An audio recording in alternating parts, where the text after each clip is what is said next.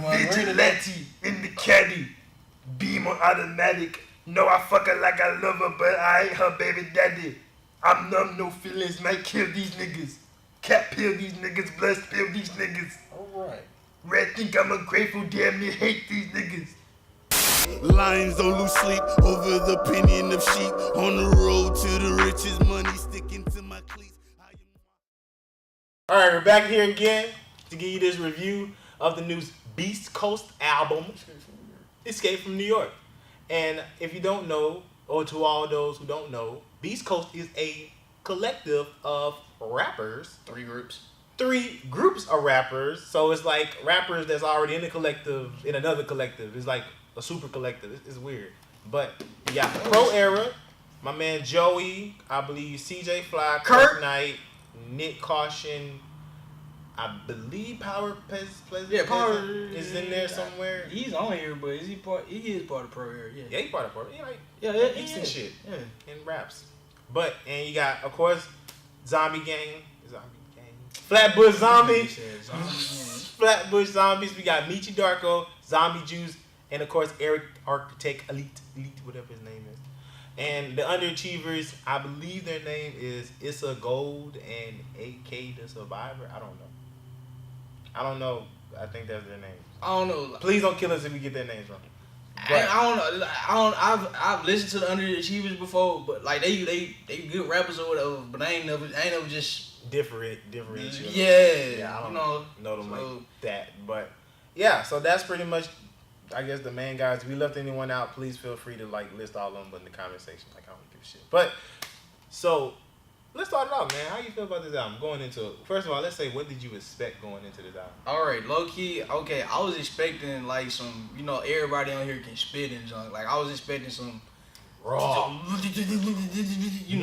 rapping, that rapping junk. But I don't know, like even on like some.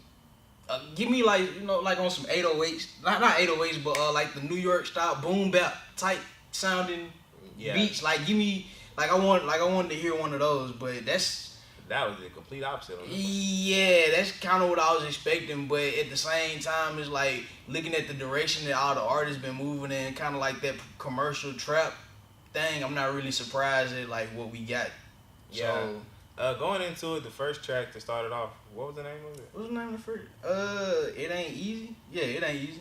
I thought the first track was cool going into it. I really thought, everybody. It went off. One thing I was impressed with is like how like good the chemistry was with everybody as far as like trading off verses. Like I already knew that they've been working together for like years.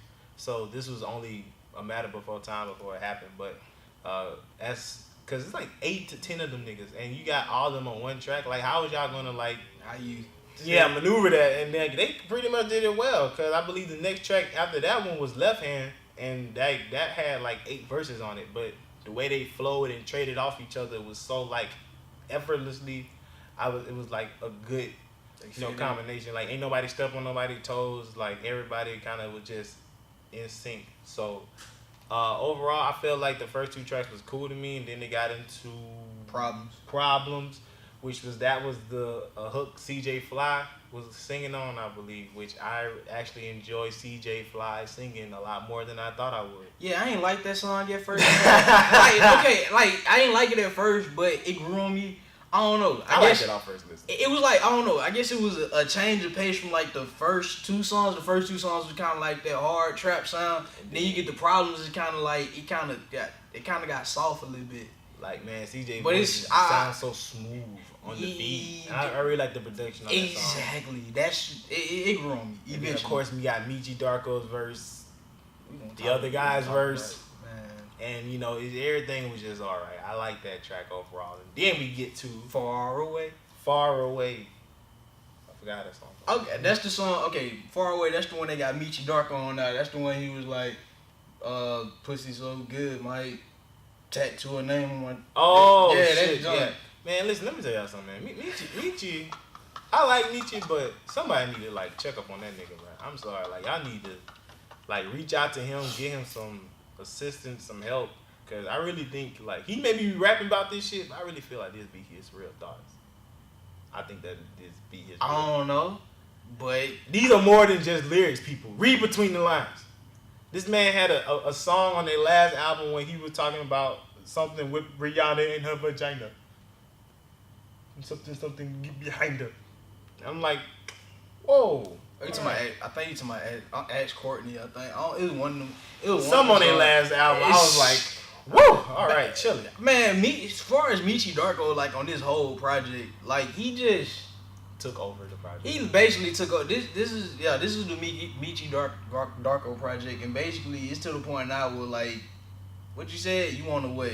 I want a solo project. You want a solo project? Like I like his voice. I love his delivery. The aggressive, gritty voice he got. Like he's my favorite zombie. He honestly he showed out this whole album. Like every song, I think he had a verse pretty much. Like, and that's probably like was my issue with the album. Like going into it, like it started off pretty straight, and then like I'm talking about like sound wise, like it was more on the kind of modern trap production, which I think that was my issue with the track. Is like a lot of these songs that they was rapping on didn't really fit them or their style. To me personally, I feel like it didn't really.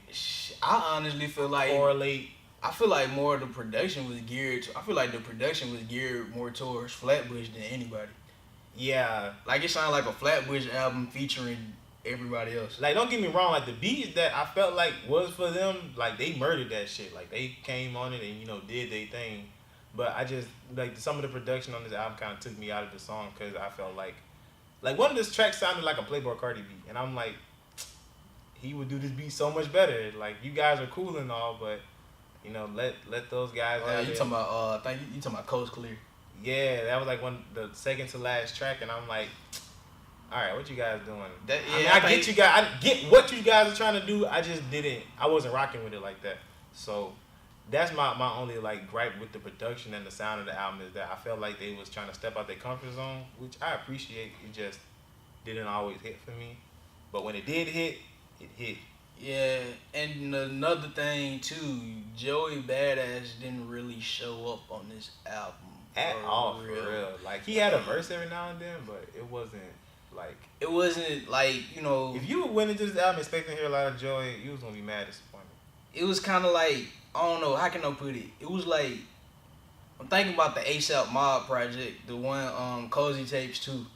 Like, okay, if I had to parallel it to that in a way, basically Rocky, Joey, they like the two biggest artists from both projects.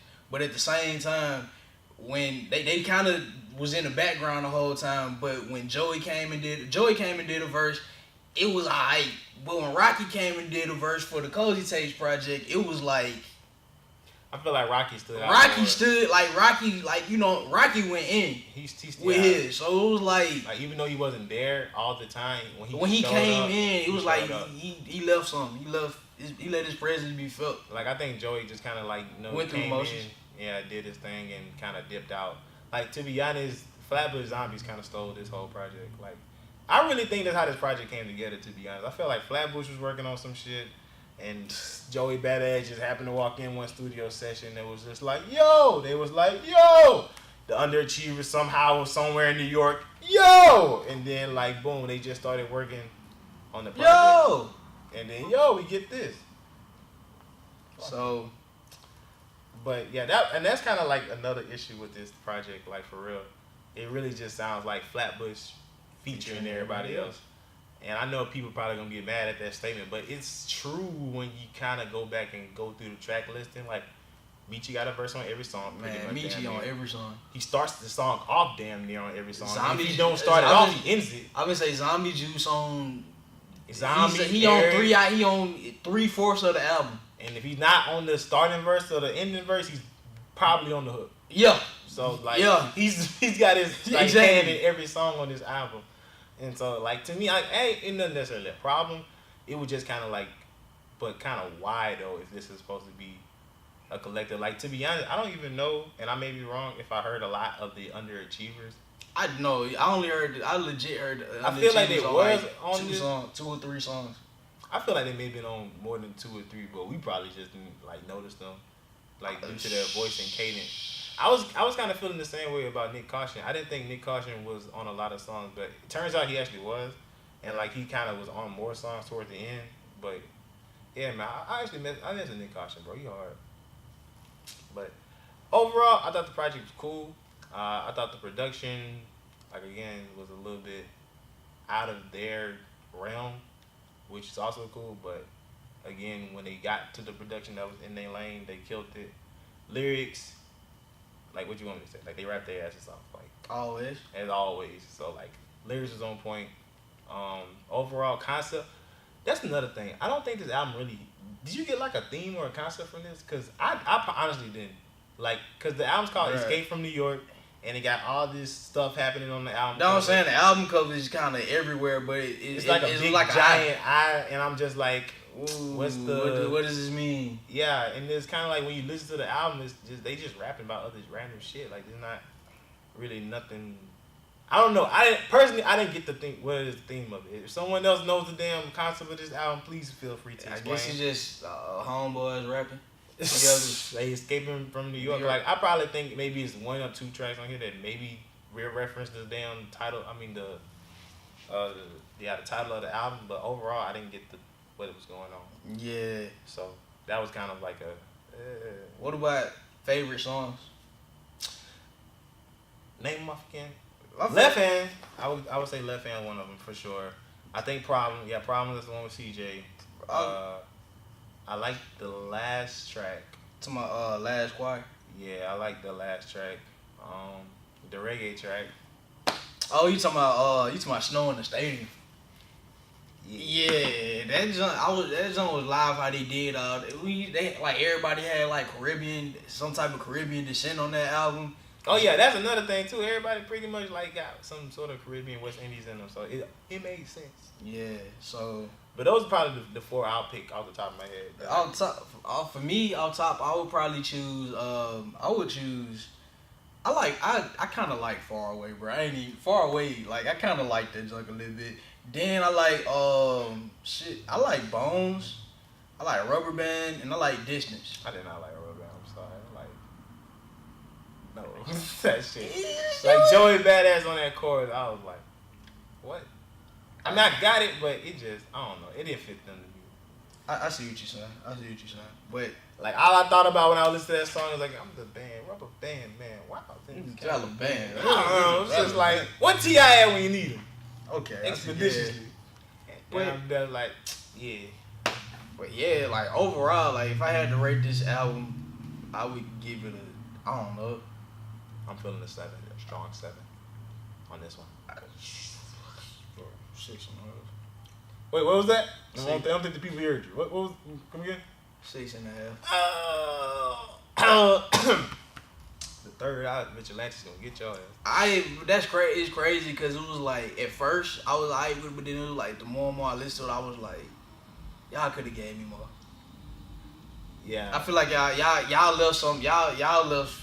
I don't want to say this project sounded rushed, but do you kind of get that feeling that it probably may have been rushed? I don't know.